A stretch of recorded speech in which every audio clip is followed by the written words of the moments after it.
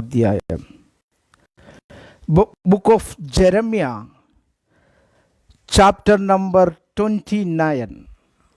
ഇരമ്യ പ്രവാചകന്റെ പുസ്തകം 29 അധ്യായത്തിന് ആധാരമാക്കിയാണ് ഇന്ന് പകൽക്കാലം ചിന്തിക്കുവാനായിട്ട് കർത്താവിൽ ശരണപ്പെടുന്നത്. Praise the Lord. ഇരമ്യ പ്രവാചകന്റെ പുസ്തകം 29 അധ്യായം നാം പഠിക്കുമ്പോൾ അവിടെ നമുക്ക് കാണുവാനായിട്ട് കഴിയുന്നത്, പ്രൈസ് ദി ലോർഡ്, 29 അധ്യായം ഇരമ്യ പ്രവാചകൻ പ്രവാസത്തിലിരിക്കുന്നതായ ദൈവജനത്തിന് എഴുതുന്ന ഒരു ലെറ്ററാണ്, ഒരു ലേഖനമാണ് ഇരമ്യ പ്രവാചകന്റെ പുസ്തകം 29 അധ്യായത്തിൽ വിവരിക്കുന്നത്. ഈ അധ്യായം പ്രത്യേകിച്ച് നാം പഠിക്കുമ്പോൾ ഇതിനെ 2 ഭാഗങ്ങളായിട്ട് നമുക്ക് വേർതിരിക്കുവാനായിട്ട് കഴിയും. So we can divide this chapter in two. We can divide this chapter in two ways. ഒന്നാമതായി, the first part of this portion is chapter number 29 verse 1 to 19. That is the first portion we can see. The second is verse number 20 from verse number 20 to 32. അതായത് ഈ അധ്യായത്തെ 2 ഭാഗങ്ങളായിട്ട് നമുക്ക് തിരിക്കുവാനായിട്ട് കഴിയും. ഒന്ന് 29 അധ്യായം അതിൻ്റെ 1 മുതൽ 19 വരെയുള്ള ഭാഗങ്ങളെ അതിൻ്റെ ഒന്നാമത്തെ ഭാഗം എന്ന് പറയുവാനായിട്ട് കഴിയും. രണ്ടാമത്തെ ഭാഗമെന്ന് പറഞ്ഞാൽ അതിൻ്റെ 20 മുതൽ 32 വരെയുള്ള വാക്യങ്ങളെ ചേർത്ത് രണ്ടാമത്തെ ഭാഗമായിട്ടും നമുക്ക് ഡിവൈഡ് ചെയ്യുവാനായിട്ട് കഴിയും. ഒന്നാമത്തെ ഭാഗം, അതായത് ഒന്നാമത്തെ വാക്യം മുതൽ 19 വാക്യം വരെയുള്ള ഭാഗത്ത് പ്രവാസത്തിൽ പോയിരിക്കുന്നതായ ദൈവജനം ചെയ്യേണ്ടതായ കാര്യങ്ങളെ പറ്റി, അല്ലെങ്കിൽ പ്രവാസത്തിലിരിക്കുന്നതായ ദൈവജനത്തെ പ്രബോധിപ്പിക്കുന്നതാണ് ഒന്നാമത്തെ ഭാഗം. രണ്ടാമത്തെ ഭാഗം എന്ന് പറഞ്ഞു കഴിഞ്ഞാൽ പ്രവാസത്തിൽ പോകാതെ, അഥവാ ദൈവികമായ സന്ദേശത്തെ തൃണവൽക്കരിച്ച് തങ്ങളുടെ സ്വന്തം ദേശത്ത് പാർക്കുന്നതായ ജനത്തിന് വിരോധമായിട്ട് ദൈവം നൽകുന്നതായ സന്ദേശമാണ് രണ്ടാമത്തെ ഭാഗം. ഒന്നാമത്തെ ഭാഗത്തിൽ ദൈവജനത്തിന് അനുകൂലവാനായിരിക്കുന്ന ദൈവത്തെ നമുക്ക് കാണുവാൻ കഴിയുമെങ്കിൽ, രണ്ടാമത്തെ ഭാഗത്ത് നാം കാണുന്നത് ദൈവജനത്തിന് പ്രതികൂലമായിരിക്കുന്നതായ ദൈവത്തെയാണ്. ജനത്തിന് പ്രതികൂലമായി പ്രവർത്തിക്കുന്നതായ വലിയവനായിരിക്കുന്ന ദൈവത്തെ നമുക്ക് കാണുവാനായിട്ട് കഴിയുന്നു. അങ്ങനെ 2 ഭാഗങ്ങളായിട്ട് ഈ തിരുവചന ഭാഗത്തെ, അല്ലെങ്കിൽ ഈ അധ്യായത്തെ നമുക്ക് വേർതിരിക്കുവാനായിട്ട് കഴിയും. എന്നാൽ പ്രവാസത്തിലിരിക്കുന്നതായ ദൈവജനത്തിന് ഇരമ്യാവ് കൊടുത്തയക്കുന്നതായ ഒരു ലേഖനമാണ് ഇരമ്യ പ്രവാചകന്റെ പുസ്തകം 29 അധ്യായം എന്ന് നാം കണ്ടു കഴിഞ്ഞു. ഈ അധ്യായം നാം സവിസ്തരം പഠിക്കുമ്പോൾ 29 അധ്യായം അതിൻ്റെ 1ഉം 2ഉം വാക്യങ്ങളിൽ പറയുന്നത്, താൻ ആർക്കാണ് ഈ ലേഖനം കൊടുത്തത് എന്ന്, അല്ലെങ്കിൽ താൻ എഴുതിയ കാര്യം ആർക്കൊക്കെ മനസ്സിലാക്കണമെന്ന് വളരെ വ്യക്തമായിട്ട് 1ഉം 2ഉം വാക്യങ്ങളിൽ പ്രവാചകൻ രേഖപ്പെടുത്തി വച്ചിരിക്കുന്നു. ആരൊക്കെയാണ് താൻ എഴുതിയതായ ഈ ലേഖനം വായിക്കേണ്ടത്, ആരൊക്കെ ഇതിൽ എഴുതിയിരിക്കുന്നതായ കാര്യങ്ങൾ മനസ്സിലാക്കണമെന്ന് പറയുമ്പോൾ തന്നെ പ്രവാചകൻ ചില പ്രത്യേക പേരുകൾ ചില പ്രത്യേക പദവിയിലും ഇരിക്കുന്ന ആൾക്കാരെ, അല്ലെങ്കിൽ ചില പ്രത്യേക വിഭാഗങ്ങളിൽപ്പെട്ട ആൾക്കാരെ ഊന്നി പറയുന്നതായിട്ട് ഒന്നും രണ്ടും വാക്യങ്ങളിൽ നമുക്ക് കാണുവാനായിട്ട് കഴിയുന്നു.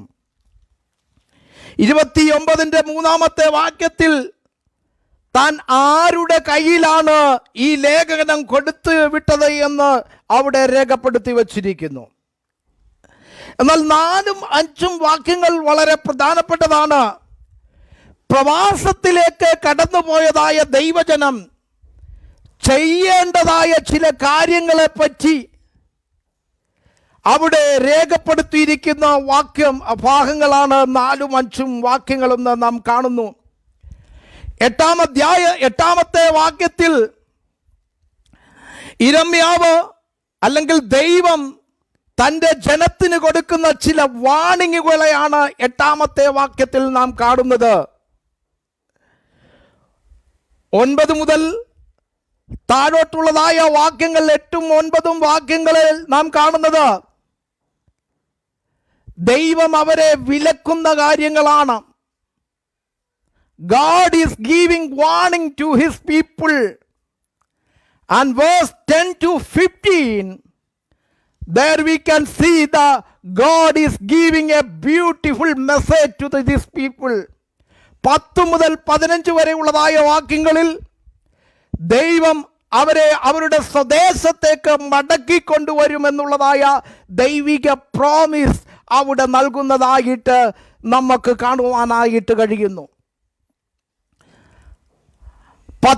അതിൻ്റെ 16 മുതൽ 32 വരെയുള്ള വാക്യങ്ങളിൽ അവിടെ ദൈവം തൻ്റെ മെസ്സേജിനെ, തൻ്റെ സന്ദേശത്തെ അനുസരിക്കാത്തതായ ജനത്തിന് നൽകുന്നതായ പണിഷ്മെന്റുകളെ പറ്റിയാണ് അവിടെ പറയുന്നത്. അല്ലെങ്കിൽ പ്രവാസത്തിലേക്ക് പോകാതെ ദൈവികമായ സന്ദേശം അനുസരിക്കാതെ അവരെ വഴിതെറ്റിച്ചതായ ലീഡേഴ്സിനുള്ളതായ പണിഷ്മെന്റുകളെ പറ്റിയാണ് 29-ന്റെ 16 മുതൽ 32 വരെയുള്ള വാക്യങ്ങളിൽ നമുക്ക് കാണുവാനായിട്ട് കഴിയുന്നത്. ഇനി ആ വേദഭാഗങ്ങളിലേക്ക് ഞാൻ കടന്നു പോകുവാനായിട്ട് താല്പര്യപ്പെടുകയാണ്. ഇവിടെ ഈ അധ്യായം വായിച്ചു തുടങ്ങുമ്പോൾ ദൈവം ഇവരെ ബാബേലിലേക്ക് നാടുകടത്തുന്നതായി, പ്രവാസത്തിലേക്ക് ദൈവജനം പോയിരിക്കുന്നതായിട്ട് നാം കാണുന്നു. അങ്ങനെ പ്രവാസത്തിലേക്ക്, ബാബേലിലേക്ക് 70 വർഷത്തോളം അടിമകളായി പോയ, പ്രവാസത്തിലേക്ക് കടന്നുപോയതായ ദൈവജനത്തോട് അതിൻ്റെ 4 മുതൽ 4ഉം 5ഉം 6ഉം വാക്യങ്ങളിൽ ദൈവം അവരോട് ഇടപെടുന്നത് ഇപ്രകാരമാണ്: ഇസ്രായേലിന്റെ ദൈവമായ സൈന്യങ്ങളുടെ യഹോവ താൻ യെരൂശലേമിൽ നിന്ന് ബാബേലിലേക്ക് പിടിച്ചുകൊണ്ട് പോകുമാറാക്കിയ സകല ബദ്ധന്മാരോടും ഈ പ്രകാരം അരുളി ചെയ്യുന്നു. God is speaking to his people, those who are went into the Babylon captivity. ഇവിടെ ദൈവം പറയുകയാണ്, ഇസ്രായേലിന്റെ ദൈവമായ സൈന്യങ്ങളുടെ യഹോവ താൻ യെരൂശലേമിൽ നിന്ന് ബാബേലിലേക്ക് പിടിച്ചുകൊണ്ടു പോകുമാറാക്കിയ ദൈവജനത്തോടുള്ളതായ ദൈവിക സന്ദേശം. ഇവിടെ ശ്രദ്ധിക്കണം. ആ 4-ാമത്തെ വാക്യത്തിൽ ഇപ്രകാരമാണ് പറയുന്നത്: ബാബേലിലേക്ക് പിടിച്ചുകൊണ്ടു പോകുമാറാക്കിയ ജനത്തോടുള്ളതായ ദൈവിക സന്ദേശം. അപ്പോൾ ദൈവം അറിഞ്ഞാണ് ഇവരെ ബാബേലിലേക്ക് കടന്നു പോയതെന്ന് നമുക്ക് കാണുവാനായിട്ട് കഴിയുന്നു. BC 586 ഇസ്രായേൽ ജനം ബാബേലിലേക്ക് കടന്നു പോയത് ദൈവത്തിൻ്റെ അറിവോടുകൂടെയാണ് എന്ന് അവിടെ വളരെ വ്യക്തമായിട്ട് ദൈവത്തിൻ്റെ വചനം രേഖപ്പെടുത്തി വച്ചിരിക്കുന്നു. യിരെമ്യാ പ്രവാചകന്റെ പുസ്തകം 29:4 നിങ്ങളത് ഒന്ന് ഇംഗ്ലീഷിൽ വായിച്ചാട്ടെ. The God of Israel said to all those people whom he allowed Nebuchadnezzar to take away as prisoners. That means God knows, God allowed to the Nebuchadnezzar, take these people as prisoners. ദൈവം അനുവദിച്ച ഒരു കാര്യമാണ് ഇവരെ തടവുകാരാക്കി ബാബേലിലേക്ക് കൊണ്ടുപോകുക എന്നുള്ളതായ ഈ അടിമത്തത്തിലേക്ക് അല്ലെങ്കിൽ ഈ പ്രവാസത്തിലേക്ക് ഇവരെ പോകണമെന്നുള്ളത് ദൈവം അലൗ ചെയ്ത കാര്യമാണ്. ദൈവം അനുവദിച്ചിട്ടാണ് അവർ ഈ പ്രയാസത്തിലൂടെ കടന്നു പോകുന്നത്. ദൈവം അനുവദിച്ചിട്ടാണ് അവർ ഈ പ്രതികൂലത്തിലൂടെ കടന്നു പോകുന്നത്. എന്നെ കേൾക്കുന്ന പ്രിയ ദൈവജനമേ, പ്രതികൂലങ്ങൾ നമ്മുടെ ജീവിതത്തിൽ കടന്നു വരുമ്പോൾ, പ്രവാസ ജീവിതം നമ്മുടെ ജീവിതത്തിൽ കടന്നു വരുമ്പോൾ ദൈവം അനുവദിച്ചിട്ടാണ് ഇതൊക്കെയും നമ്മുടെ ജീവിതത്തിൽ സംഭവിക്കുന്നതെന്ന് നാം മനസ്സിലാക്കണം. Without God permission, nothing is going to happen in our life. Without the knowledge of God, nothing is going to happen in your life. ദൈവത്തിന്റെ വചനം പറയുന്നു, അവൻ എന്ത് ചെയ്തു? അലൗ ചെയ്തു ഇവരെ എന്ത് ചെയ്യുവാൻ? പ്രവാസികളായിട്ട് ബാബേലിലേക്ക് പിടിച്ചു കൊണ്ടുപോകുവാൻ. എന്നിട്ട് അതേ ദൈവം അവരോട് 5-ാമത്തെ വാക്യത്തിൽ പറയുന്നത്, നിങ്ങൾ വീടുകളെ പണിതു പാർപ്പീൻ, തോട്ടങ്ങളെ ഉണ്ടാക്കി അതിൻ്റെ ഫലം അനുഭവിപ്പീൻ, നിങ്ങൾ ഭാര്യമാരെ പരിഗ്രഹിച്ച് പുത്രന്മാരെയും പുത്രിമാരെയും ജനിപ്പിപ്പീൻ. അടുത്തതെന്താ പറയുന്നത്? നിങ്ങൾ അവിടെ കുറഞ്ഞു പോകാതെ പെരുകേണ്ടതിന് പുത്രന്മാർക്ക് ഭാര്യമാരെ എടുക്കുകയും പുത്രിമാരെ പുരുഷന്മാർക്ക് കൊടുക്കുകയും ചെയ്യുവീൻ, അവരും പുത്രന്മാരെയും പുത്രിമാരെയും ജനിപ്പിക്കട്ടെ. ഇതൊക്കെ ദൈവത്തിൻ്റെ പദ്ധതി. ദൈവജനം പ്രവാസത്തിലാണെങ്കിലും പ്രവാസത്തിലിരിക്കുന്ന ദൈവജനത്തെക്കുറിച്ചോ ദൈവത്തിനുള്ള പദ്ധതി ഇന്ന് പകൽക്കാലം നാം മനസ്സിലാക്കണം. അവരോട് പറയുകയാണ്, നിങ്ങൾ എന്ത് ചെയ്യണം? വീടുകൾ പണിയണം. അവരോട് ദൈവം എന്താണ് പറയുന്നത്? നിങ്ങൾ തോട്ടങ്ങൾ ഉണ്ടാക്കണം, അതിൻ്റെ ഫലം അനുഭവിക്കണം. അടുത്തതായിട്ട് പറയുന്നത്, നിങ്ങൾ വിവാഹിതരാകണം, നിങ്ങൾക്ക് ഫാമിലി ലൈഫ് ഉണ്ടാകണം. അത് മാത്രമല്ല, നിങ്ങളുടെ കുഞ്ഞുങ്ങൾക്കും ഫാമിലി ലൈഫ് ഉണ്ടാകണം. ദൈവം പറയുന്നത്, നിങ്ങൾ പ്രവാസത്തിൽ കുറഞ്ഞു പോകാതിരിക്കേണ്ടതിന്. നോക്കണമേ, പ്രതികൂലത്തിന്റെ മധ്യത്തിൽ ദൈവമൈതലെ, നിന്നെ കുറിച്ച് ദൈവത്തിനൊരു ഉദ്ദേശമുണ്ട്, ദൈവത്തിനൊരു പദ്ധതി ഉണ്ടെന്ന് മനസ്സിലാക്കണം. നമ്മൾ വിചാരിക്കുന്നത് പോലെ പ്രതികൂലം വെറുതെ കടന്നു വരുന്നതല്ല. പ്രശ്നങ്ങൾ ജീവിതത്തിൽ പ്രതികൂലങ്ങൾ കടന്നു വരുന്നത് വെറുതെയല്ല.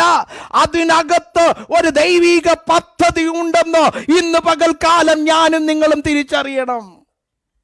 മാനുഷിക രീതിയിൽ നമുക്കിതിനോട് യോജിക്കുവാനായിട്ട് പറ്റത്തില്ല.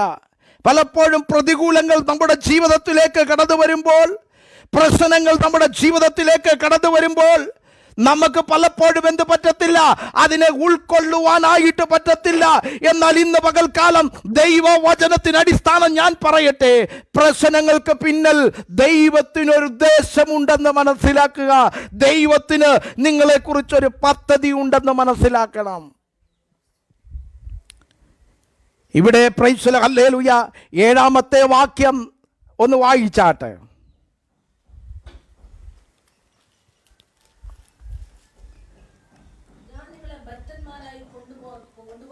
ഞാൻ നിങ്ങളെ ബദ്ധന്മാരാക്കി കൊണ്ടുപോകുമാറാക്കിയ പട്ടണത്തിന്റെ നന്മ അന്വേഷിച്ച് അതിനുവേണ്ടി ദൈവം അവർക്ക് കൊടുക്കുന്ന ചില ദൗത്യങ്ങളാണ്. ഒന്നാമത് അവരോട് പറഞ്ഞു, നിങ്ങൾ വീടുകളെ പണിയണം, നിങ്ങൾ ഭാര്യമാരെ പരിഗ്രഹിക്കണം, നിങ്ങൾ പുത്രന്മാർക്കും ഫാമിലി ലൈഫ് ഉണ്ടാകണം. ദൈവം അതിലൂടെ ഉദ്ദേശിക്കുന്നത് നിങ്ങൾ പ്രവാസത്തിൽ കുറഞ്ഞു പോകരുതെന്നാണ്.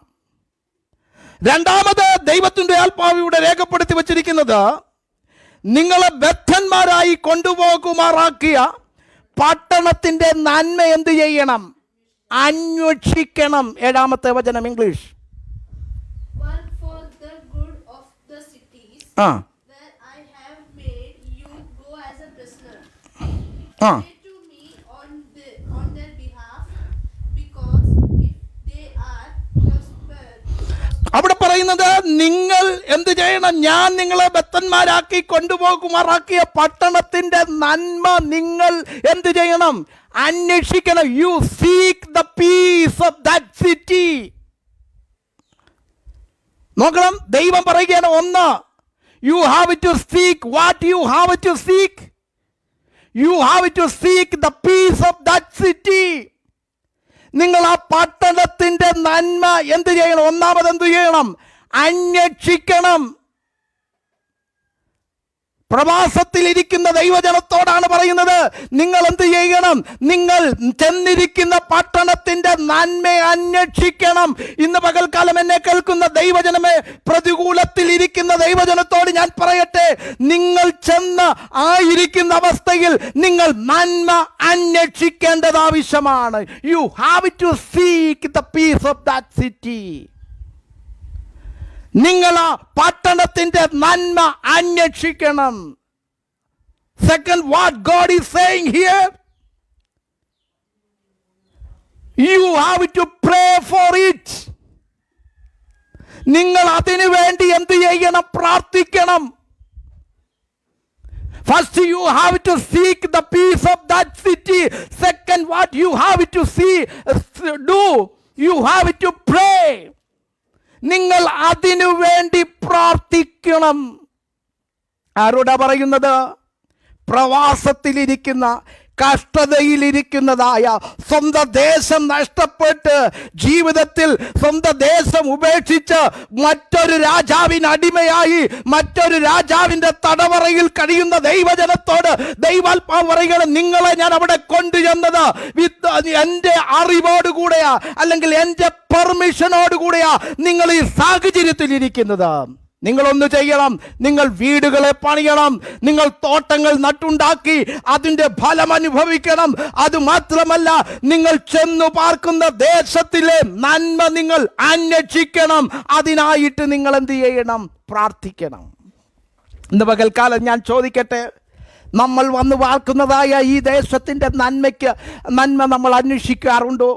നമ്മൾ വന്നു പാർക്കുന്നതായ ഈ ദേശത്തിന്റെ നന്മ നമുക്ക് ലഭിക്കണമെന്ന് ആഗ്രഹിച്ചുകൊണ്ട് എത്ര പേര് പ്രാർത്ഥിക്കുന്നുണ്ട്? ഇന്ന് പകൽക്കാലം എന്നെ കേൾക്കുന്ന ദൈവജനമേ, ഒരു പക്ഷേ നിങ്ങൾ ഇന്ത്യയിൽ ഇരുന്നു കൊണ്ടായിരിക്കാം, അല്ലെങ്കിൽ മറ്റുള്ള സ്ഥലങ്ങളിൽ ഇരുന്നു കൊണ്ടായിരിക്കാം. എവിടെയായിരുന്നാലും നിങ്ങൾ ചെന്നു പാർക്കുന്നതായ ദേശത്തിന്റെ നന്മ നിങ്ങൾക്ക് ലഭിക്കേണ്ടതിന് ആ നന്മ നിങ്ങൾ അന്വേഷിക്കാറുണ്ടോ? ആ നന്മ നിങ്ങൾക്ക് ലഭിക്കുന്നതിന് വേണ്ടി നിങ്ങൾ പ്രാർത്ഥിക്കാറുണ്ടോ? നമ്മുടെ ജീവിതത്തിൽ ഉണ്ടാകേണ്ട ഗുണങ്ങളിൽ ഒന്നാണ്, നമ്മൾ ചെന്നു പാർക്കുന്നതായ പട്ടണത്തിന്റെ നന്മ നമ്മൾ അന്വേഷിക്കണം. You have to seek the peace of that city where you are staying. And second, what you have to do, you have to pray for it. നിങ്ങൾ അതിനു വേണ്ടി പ്രാർത്ഥിക്കുന്നവരായിരിക്കണം. Price the Lord. ഇവിടെ പ്രവാസത്തിലായിരിക്കുന്ന ദൈവജനത്തോട് പ്രവാചകൻ കൊടുത്തുവിടുന്നതായ ലേഖനത്തിലെ സന്ദേശം ഇതാണ്. എന്നാൽ 8-ാമത്തെ വാക്യത്തിൽ, 8ഉം 9ഉം വാക്യങ്ങളിൽ ദൈവം അവർക്ക് കൊടുക്കുന്ന വാർണിംഗ് ആണ് കാണുന്നത്. 8 and 9 we are seeing the warning given by God. 8ഉം 9ഉം വാക്യത്തിൽ ദൈവാത്മാവ് അവരോട് ഇടപെടുന്നത് ചില വാർണിങ്ങുകൾ കൊടുക്കുകയാണ്. 8ഉം 9ഉം വാക്യത്തിൽ ഇപ്രകാരം പറയുന്നു, ഇസ്രായേലേ, നിന്റെ ദൈവമായ സൈന്യങ്ങളുടെ യഹോവ ഇപ്രകാരം അരുളി ചെയ്യുന്നു. അടുത്തതാണ് ഇമ്പോർട്ടൻറ്റ്. നിങ്ങളുടെ ഇടയിലുള്ള നിങ്ങളുടെ പ്രവാചകന്മാരെയും പ്രശ്നക്കാരും നിങ്ങളെ എന്ത് ചെയ്യരുത്? ചതിക്കരുത്. 8-9 വാക്യങ്ങളിൽ എന്താ പറയുന്നത്? നിങ്ങളുടെ ഇടയിലുള്ളതായ പ്രവാചകന്മാർ, നിങ്ങളുടെ ഇടയിലുള്ളതായ പ്രശ്നക്കാർ നിങ്ങളെ എന്ത് ചെയ്യരുത്? ചതിക്കരുത്.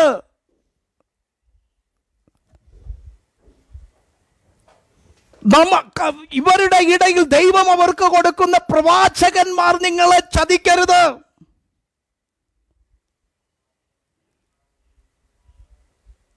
പ്രവാചകന്മാരും പ്രശ്നക്കാരും നിങ്ങളെ ചതിക്കരുത്. നിങ്ങൾ കാണുന്ന സ്വപ്നങ്ങളെ എന്ത് ചെയ്യരുത്?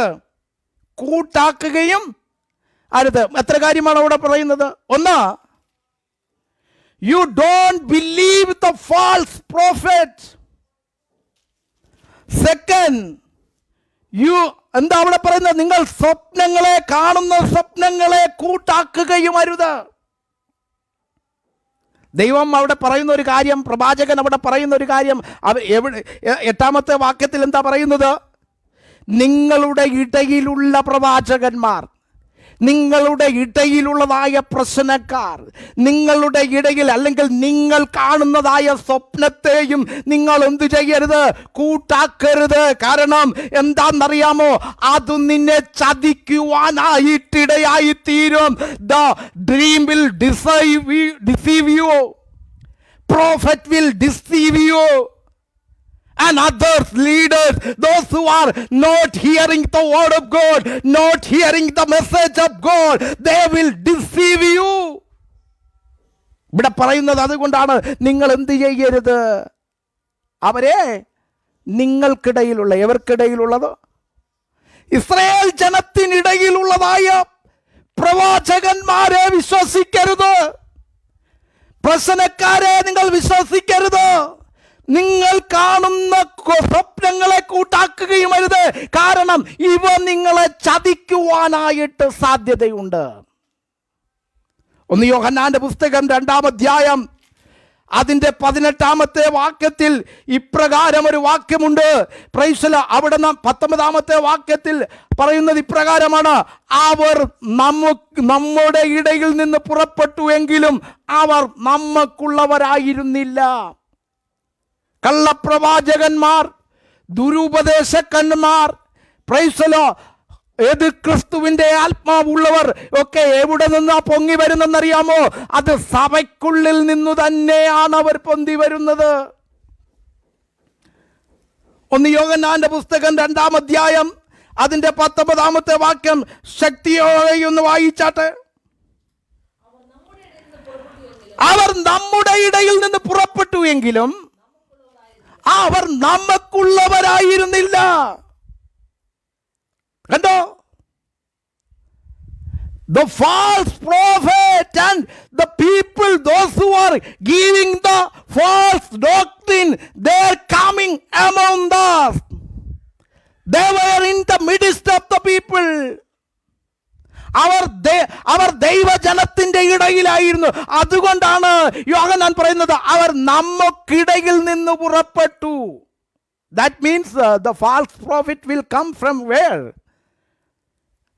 From midst of the believers.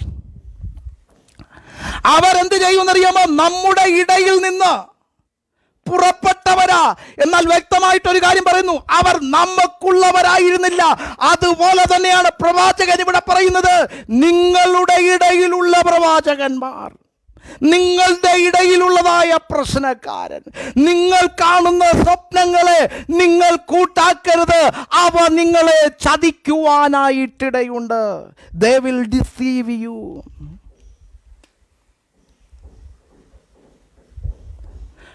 They will deceive you. You are diviners who are in your midst. That people will deceive you. The dream will deceive you. The prophetess among you, among us, they will deceive you. പ്രവാചകന്മാർ നിങ്ങളെ എന്ത് ചെയ്യരുത്? ചതിക്കരുത് എന്നാണ് അവിടെ പറയുന്നത്. എന്നാൽ പ്രൈസല അതിൻ്റെ അടുത്ത വാക്യങ്ങളിൽ പ്രൈസല ഹല്ലേലൂയ അവൻ 8-9 ഹല്ലേലൂയ ദൈവജനത്തെ വിലക്കുന്നതായ ചില കാര്യങ്ങളാണ് നാം കാണുന്നത്. പ്രൈസലോ അവരെന്ത് ചെയ്യുന്നു? ഫോഴ്സ് പ്രവചിക്കുന്നു. കാരണം they are not sent by God. They are giving the false message. Praise the Lord. Hallelujah.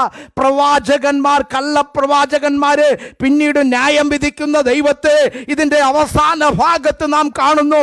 ഇവർ ജനത്തെ എന്ത് ചെയ്യുന്നു? അവരെ പ്രൈസ് ദി ലോർഡ് വേറൊരു ദിശയിലേക്ക് ലീഡ് ചെയ്യുന്നവരാണ് ഫാൾസ് പ്രോഫിറ്റ്, കള്ളപ്രവാചകന്മാർ. ദൈവം അവരോട് ബാബിലോണിയ അടിമത്തത്തിലേക്ക് പോകുവാൻ ദൈവം തന്റെ പ്രവാചകന്മാരിലൂടെ അവരെ അറിയിച്ചപ്പോൾ ഇതാ വേറൊരു കൂട്ടർ അതിന് വിരുദ്ധമായ പ്രവചനം നടത്തിക്കൊണ്ട് ദൈവജനത്തെ ഡൈവേർട്ട് ചെയ്തു വരുന്നതാ. Praise the Lord. ഇതാണ് കള്ളപ്രവാചകന്മാരുടെ ലക്ഷ്യം. ദൈവവചന സത്യത്തിൽ നിന്നും പ്രൈസ് ദി ലോർഡ്, ഹല്ലേലൂയ, ദൈവജനത്തെ വേർതിരിക്കുന്നതായ കൂട്ടരാണിവർ. ആദിമസഭ മുതൽ പ്രൈസ് ദി ലോർഡ്, അല്ല മോശയുടെ കാലം മുതൽ കള്ളപ്രവാചകന്മാർക്കെതിരെ ദൈവവചനം വാണിംഗ് കൊടുക്കുന്നുണ്ട്. ജനത്തിന്റെ ഇടയിൽ നിന്നാണ് ഇവർ കടന്നു വരുന്നത്. They will come from us, from midst of us. നമ്മിൽ നിന്ന് വരുന്നവർ, നമ്മുടെ ഇടയിൽ നിന്ന് വരുന്നവർ. അതാണ് ദൈവവചനം ആദ്യം മുതൽ കള്ളപ്രവാചകന്മാർക്കെതിരെ. നമുക്കറിയാം, ആവർത്തന പുസ്തകം നാം പഠിക്കുമ്പോൾ അവിടെ നമുക്ക് ഇവർക്കെതിരെ വാണിംഗ് കൊടുക്കുന്നതായിട്ട് 13-ാം അധ്യായത്തിൽ മോശ വാണിംഗ് കൊടുക്കുന്നു. നമ്മുടെ ഇടയിൽ നിന്ന് കടന്നു വരുവാൻ സാധ്യതയുള്ളവരാണ് കള്ളപ്രവാചകന്മാർ. ഇവരെന്ത് ചെയ്യുമെന്നറിയാമോ? They will divert the people from the word of God. ദൈവവചനത്തിൽ നിന്ന് ദൈവജനത്തെ വ്യതിചലിപ്പിക്കുന്നവരാണ് കള്ളപ്രവാചകന്മാർ. അതുകൊണ്ട് ഇവിടെ പറയുകയാണ്, നിങ്ങൾ എന്ത് ചെയ്യരുത്, പറയുന്നു, അവരിൽ എന്ത് ചെയ്യരുത്, അവർ നിങ്ങളെ ചതിക്കുവാൻ ഇടവരരുത് എന്നാണ് അവിടെ പറയുന്നത്. എന്നാൽ 10 മുതൽ 15 വരെയുള്ള വാക്യങ്ങളിൽ God is giving the promise to these people, praise the Lord, അവരെ അവരുടെ സ്വദേശത്തേക്ക് മടക്കിക്കൊണ്ടുവരുമെന്നാണ് പറയുന്നത്. Price the Lord, hallelujah. അവരുടെ ആഗ്രഹം എന്താണ് എന്ന് പ്രവാചകൻ അവിടെ രേഖപ്പെടുത്തി വച്ചിരിക്കുന്നു. പ്രൈസ് ദി ലോർഡ്, 11-ാമത്തെ വാക്യത്തിൽ അവരുടെ ആഗ്രഹം എന്താണ്? നിങ്ങൾ പ്രത്യാശിക്കുന്ന ശുഭഭാവി വരുവാൻ തക്കവണ്ണം ഞാൻ നിങ്ങളെക്കുറിച്ച് നിരൂപിക്കുന്ന നിരൂപണങ്ങൾ ഇന്നവയെന്ന് ഞാൻ അറിയുന്നു. അവ തിന്മയ്ക്കല്ല നന്മയ്ക്കത്രേ ഉള്ള നിരൂപണങ്ങളെന്ന് യഹോവയുടെ അരുളപ്പാട്. കാരണം they have a hope, they are seeing the bright future. അവരൊരു നല്ല ഭാവി കാണുന്നവരാണ്. അവരോട് പറയാണ്, നിങ്ങൾ പ്രത്യാശിക്കുന്ന ശുഭഭാവി എന്ത് ചെയ്യാൻ പോകുകയാ? വരുവാൻ പോകുകയാ. ഞാൻ നിങ്ങളെ സ്വദേശത്തേക്ക് മടക്കിക്കൊണ്ടുവരും. ഇന്ന് പകൽക്കാലം ഞാനിവിടെ അടിവരയിട്ട് പറയുവാനായിട്ട് ആഗ്രഹിക്കുന്നത് ഒരു കാര്യമുണ്ട്. നിന്റെ കഷ്ടത കഴിയുന്നതിന്, നിന്റെ പ്രവാസം കഴിയുന്നതിന്, നിന്റെ പ്രതികൂലം കഴിയുന്നതിന് എൻ്റെ ദൈവം ഒരു സമയം നിയുക്തം ചെയ്തു വച്ചിട്ടുണ്ട്, നിയമിച്ചു വച്ചിട്ടുണ്ട്. ഇവിടെ ഇതാ പറയുന്നു, നിങ്ങൾ എന്നോട് അപേക്ഷിച്ച് എൻ്റെ സന്നിധിയിൽ വന്ന് പ്രാർത്ഥിക്കുകയും ഞാൻ നിങ്ങളുടെ പ്രാർത്ഥന കേൾക്കുകയും ചെയ്യും. Praise the Lord, hallelujah. പ്രതികൂലത്തിലിരിക്കുമ്പോൾ ഒരുപക്ഷെ ഞാനും നിങ്ങളും ചിന്തിക്കുന്നത്, എൻ്റെ പ്രാർത്ഥനയ്ക്ക് ദൈവം എന്തുകൊണ്ട് മറുപടി തരുന്നില്ല, എൻ്റെ പ്രാർത്ഥന ദൈവം കേൾക്കുന്നുണ്ടോ എന്ന് ചിന്തിച്ചുകൊണ്ട് ഭാരങ്ങളുടെ മധ്യത്തിൽ ആയിരിക്കുന്നവരോട് ഇന്ന് പകൽക്കാലം ഞാൻ പറയാം, നിന്റെ പ്രാർത്ഥനയ്ക്കും മറുപടി ലഭിക്കുന്ന സമയമുണ്ട്. ദൈവം നിന്റെ പ്രാർത്ഥനയ്ക്ക് മറുപടി നൽകുക തന്നെ ചെയ്യും. Praise the Lord. ദൈവം നിന്റെ പ്രാർത്ഥനയ്ക്ക് മറുപടി തരുമെന്ന് മാത്രമല്ല, നിന്റെ സ്ഥിതിഗതികളെ മാറ്റുവാൻ, നിന്റെ പ്രവാസത്തെ മാറ്റുവാൻ, നിന്റെ പ്രതികൂലത്തെ മാറ്റുവാൻ അവനൊരു സമയം കണ്ടുവച്ചിട്ടുണ്ട്. Price the Lord. ദൈവം പ്രവർത്തിക്കുക തന്നെ ചെയ്യും. 14-ാമത്തെ വാക്യത്തിൽ പറയുന്നു, ഞാൻ നിങ്ങളെ നീക്കിക്കളഞ്ഞിരിക്കുന്നതായ സകല ജാതികളിൽ നിന്നും എല്ലായിടങ്ങളിൽ നിന്നും നിങ്ങളെ ശേഖരിച്ച് ഞാൻ നിങ്ങളെ വിട്ടുപോകുമാറാക്കിയതായ സ്ഥലത്തേക്ക് അവരെ മടക്കി നടത്തുമെന്ന് പ്രൈസ് ദി ലോർഡ്, ഹല്ലേലൂയ, യഹോവയുടെ അരുളപ്പാട്. That is the prophecy about the Israel. നമുക്കറിയാം, ഇസ്രായേൽ ലോകത്തിൻ്റെ നാനാഭാഗങ്ങളിലേക്ക് ചിതറപ്പെട്ടവരാണ്. അവർ ചെന്നിടത്തൊക്കെയും അവർ ചിതറിക്കപ്പെട്ടവരാണ്. നമ്മുടെ കേരളത്തിൽ പോലും ജൂതന്മാർ സ്കാറ്റേഡായി ചിതറിപ്പോയവർ വന്നു പാർക്കുവാനായിട്ടിടയായിത്തീർന്നു. എന്നാൽ 1948 ശേഷം ലോകത്തിൻ്റെ നാനാഭാഗത്ത് ചിതറപ്പെട്ടതായ യഹൂദൻ തൻ്റെ സ്വന്തം ദേശത്തേക്ക് മടങ്ങി വരുവാൻ തുടങ്ങിയിരിക്കുകയാണ്. Praise the Lord, hallelujah. ഇവിടെ ഇതാ യിരെമ്യാ പ്രവാചകനിലൂടെ അനേക വർഷങ്ങൾക്ക് മുമ്പ് ദൈവാത്മാവ് പ്രവചിച്ച പ്രവചന ശബ്ദം അക്ഷരാർത്ഥത്തിൽ ഇതാ 1948 ശേഷം അത് സംഭവിച്ചു കൊണ്ടിരിക്കുന്നു. ലോകത്തെങ്ങും ആകമാനം ചിതറിപ്പോയ യഹൂദൻ തൻ്റെ സ്വന്തം ദേശത്തേക്ക് മടങ്ങി വരുവാൻ തുടങ്ങിയിരിക്കുകയാണ്. ഇവിടെ ഇതാണ് ദൈവത്തിൻ്റെ വചനം പറയുന്നത്. ഞാൻ നിങ്ങളെ നീക്കിക്കളഞ്ഞിരിക്കുന്ന സകല ജാതികളിൽ നിന്നും എല്ലായിടങ്ങളിൽ നിന്നും നിങ്ങളെ ശേഖരിച്ച് ഞാൻ നിങ്ങളെ വിട്ടുപോകുമാറാക്കിയതായ സ്ഥലത്തേക്ക് തന്നെ മടക്കി വരുത്തും എന്ന് യഹോവയുടെ അരുളപ്പാട്. ഞാൻ ഒരു കാര്യം ഇവിടെ നിന്ന് പറയാം. ഇവർ പ്രവാസത്തിലേക്ക് പോകുന്നത് ആരറിഞ്ഞുകൊണ്ടാ പോകുന്നത്? ദൈവം അറിഞ്ഞുകൊണ്ടാ പോകുന്നത്.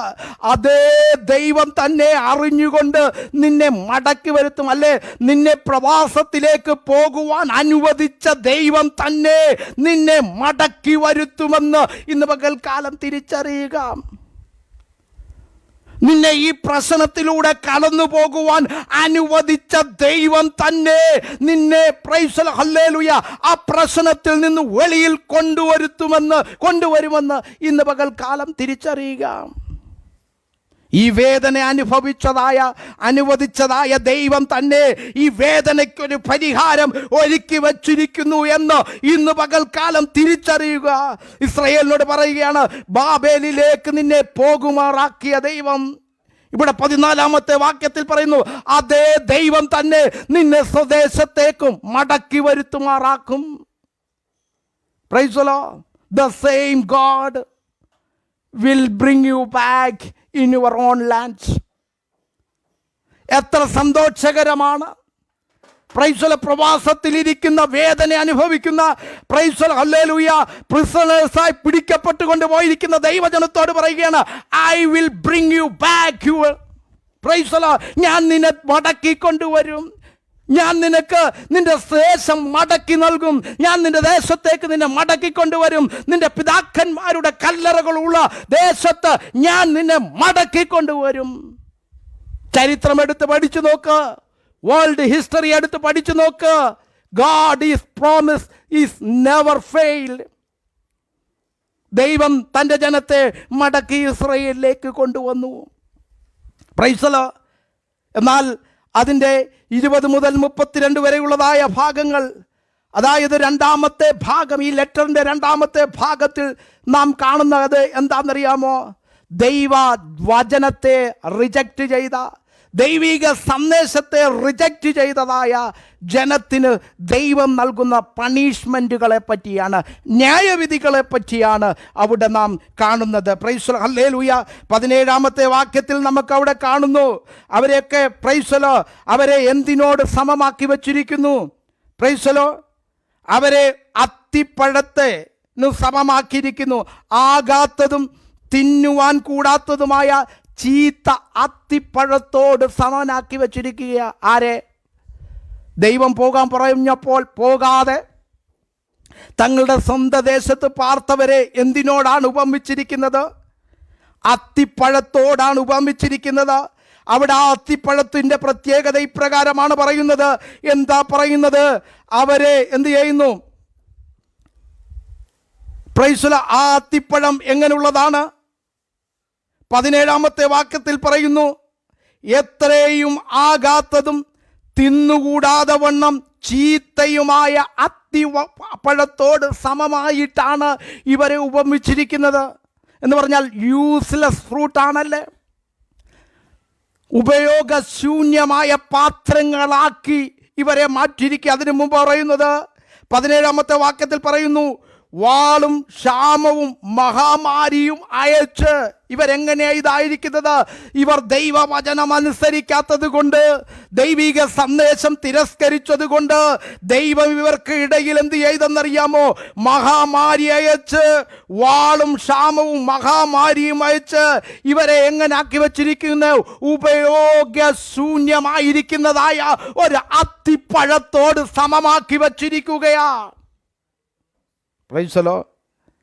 നോക്കണമേ, ദൈവത്തിൻ്റെതായ ഉപദേശങ്ങളെ ദൈവവചനത്തിൽ നിന്ന് വ്യതിചലിച്ച് ദൈവിക സന്ദേശത്തെ തൃണവൽക്കരിച്ചു പോകുന്ന വ്യക്തി ജീവിതങ്ങളെ ഇന്ന് പകൽക്കാലം ദൈവാത്മാവിൽ ഞാൻ പറയാം, നിങ്ങൾ ഉപയോഗശൂന്യമായി തീരും. നിങ്ങൾ ഈ അത്തിപ്പഴത്തിന് സമമായി തീരും. തിന്നുവാൻ പറ്റാത്തതും ഏറ്റവും ചീത്തയായതായ പ്രൈസലോ ഈ അത്തിപ്പഴം പോലെയാകും. ദൈവിക സന്ദേശം തൃണവൽക്കരിച്ചു പോയ ഇസ്രായേലിനോട് പറയുക, നിങ്ങളിപ്പോൾ എങ്ങനെയായിരിക്കുന്നു? You are like a useless fruit. You are like a useless fruit. You are like a fig fruit. Hallelujah. നിങ്ങൾ അത്തിപ്പഴത്തിന് സമമായിരിക്കുകയാണ്. ഞാൻ അവരെ വാൾ കൊണ്ടും ക്ഷാമം കൊണ്ടും മഹാമാരി കൊണ്ടും വേട്ടയാടി ഭൂതലത്തിലെ സകല രാജ്യങ്ങൾക്കും അവരെ എന്താക്കുമെന്ന ഭയഹേതുവാക്കുമെന്ന് ദൈവം പ്രൈസലോ ദൈവത്തിൻ്റെ സന്ദേശം തൃണവൽക്കരിച്ചതായ പ്രൈസലോ ജനത്തെയും അതുപോലെ തന്നെ പ്രവാചകന്മാരെയും പ്രൈസലോ പ്രശ്നക്കാരെയും ദൈവം ന്യായം വിധിക്കുന്ന ഭാഗമാണ് തുടർന്നുള്ളതായ ഭാഗം.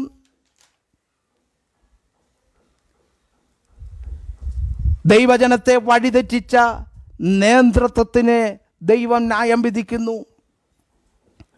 20 മുതൽ 32 വരെയുള്ള വാക്യങ്ങളിൽ we are seeing the punishment given by God to the false prophets and false leaders.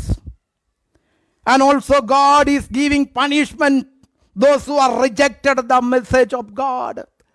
ദൈവിക സന്ദേശത്തെ തൃണവൽക്കരിച്ച ദൈവിക സന്ദേശത്തിന് വിരുദ്ധമായി പ്രവചിച്ച പ്രവാചകന്മാർക്കും നിന്ദ ജനത്തിനും ദൈവം ന്യായം വിധിക്കുന്ന ദൈവമാണെന്ന് ഇവിടെ പ്രൈസലോ ദൈവവചനം പ്രൈസലോ രേഖപ്പെടുത്തിയിരിക്കുന്നു. എന്നാൽ അതിൻ്റെ 32-ാമത്തെ വാക്യത്തിൽ പറയുന്നു, എൻ്റെ ജനത്തിന് ഞാൻ വരുത്തുവാനിരിക്കുന്ന നന്മയും ഇവർ അനുഭവിക്കത്തില്ല. If you are rejecting the message of God, if you are rejecting the word of God, then you will not get any goodness in your life.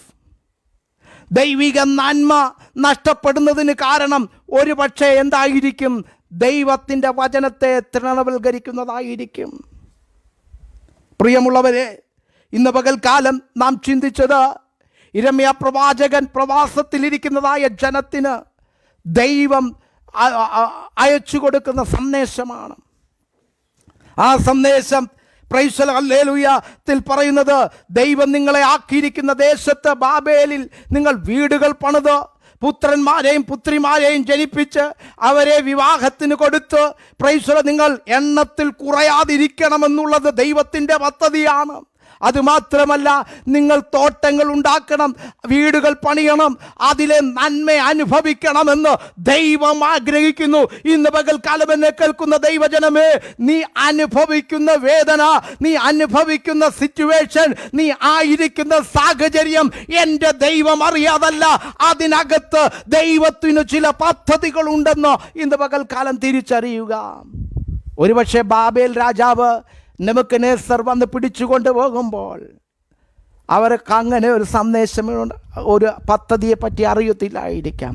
പക്ഷെ ദൈവം അവരോട് പറയുകയാണ്, എനിക്ക് ചില പർപ്പസ് ഉണ്ട് നിങ്ങളെക്കുറിച്ച്. നിങ്ങൾ അടിമകളായി പിടിച്ചുകൊണ്ട് പോകുകയല്ലേ, നിങ്ങൾ പ്രിസണേഴ്സായിട്ട് പോകുകയല്ലേ, നിങ്ങളെപ്പറ്റി എനിക്ക് ചില പദ്ധതികളുണ്ട്. I have some purpose behind this exile. ഇങ്ങനെ പ്രിസണറായി നിങ്ങൾ കാരാഗ്രഹവാസികളായി അല്ലെങ്കിൽ തടവറക്കാരായി അല്ലെങ്കിൽ പ്രവാസികളായി നിങ്ങൾ പോകുന്നതിന് പിന്നിൽ എനിക്ക് ദൈവത്തിൻ്റെ പദ്ധതിയുണ്ട്. ആ ദൈവത്തിൻ്റെ പദ്ധതി അതിനകത്തും ചില അനുഗ്രഹങ്ങൾ നിനക്ക് ഒളിച്ചു വച്ചിട്ടുണ്ടെന്നുള്ളതാണ്. എന്നാൽ വേറൊരു ഭാഗത്ത് നാം കാണുന്നത്, ചിലരിതാ ദൈവിക വചനത്തെ, ദൈവികത്തിൻ്റെ മെസ്സേജിനെ, ദൈവം കൊടുത്ത സന്ദേശത്തെ മാനുഷിക രീതിയിൽ തൃണവൽക്കരിച്ച് അവർ ആ സ്ഥലത്ത് തന്നെ തുടരുകയാണ് ചെയ്യുന്നത്. എന്നാൽ ദൈവം അവരെ ന്യായം വിധിക്കുന്ന ദൈവമാണ്. അവർ തുടരുവാൻ ചില കാര്യങ്ങളുണ്ട്. അവരെ ലീഡ് ചെയ്ത ചില പ്രവാചകന്മാരുണ്ട്. അവരുടെ ഇടയിൽ പ്രശ്നമുണ്ടാക്കിയ ചില വിഭാഗീയത ഉണ്ടാക്കിയതായ ചില നേതൃത്വങ്ങളുണ്ട്. ആ നേതൃത്വങ്ങളെയും ദൈവം എന്ത് ചെയ്യുന്നു? ന്യായം വിധിക്കുന്നതായിട്ട് കാണുന്നു. ഇന്ന് പകൽക്കാലം എന്നെ കേൾക്കുന്ന പ്രിയ ദൈവജനമേ, നീ ആയിരിക്കുന്നിടത്ത് ദൈവത്തിന് പദ്ധതി ഉണ്ടെന്ന് മനസ്സിലാക്കുക. നീ ആയിരിക്കുന്നിടത്ത് ദൈവത്തിന് ചില പദ്ധതിയുണ്ട്. ഒരുപക്ഷെ അത് നിനക്ക് അനുയോജ്യമായിരിക്കത്തില്ല, മാനുഷിക രീതിയിൽ നിനക്ക് അത് അനുയോജ്യമായിരിക്കത്തില്ല. എന്നാൽ ദൈവത്തിന് അതിന് ചില പദ്ധതികളുണ്ട്. അടിമയായി പിടിച്ചുകൊണ്ട് പോകുന്ന, പ്രവാസത്തിലേക്ക് പിടിച്ചുകൊണ്ട് പോകുന്ന, പ്രിസണേഴ്സായി പിടിച്ചുകൊണ്ട് പോകുന്നവർക്ക് ഒരിക്കലും അതിൻ്റെ പിന്നിൽ ഒരു നന്മയെ കാണുവാൻ കഴിയത്തില്ല. എന്നാൽ ഇന്ന് പകൽക്കാലം ദൈവത്തിൻ്റെ വചനം പറയുന്നു, ഇസ്രായേലേ, അതിന് പിന്നിൽ എനിക്കൊരു പദ്ധതിയുണ്ട്. ഞാൻ നിങ്ങളെ എന്ത് ചെയ്യും? നിങ്ങളുടെ സ്വന്തം ദേശത്തേക്ക് മടക്കിക്കൊണ്ടുവരും. നമ്മുടെ കണ്ണുകളെ ഇന്ന് പകൽക്കാലം ദൈവസ്ഥ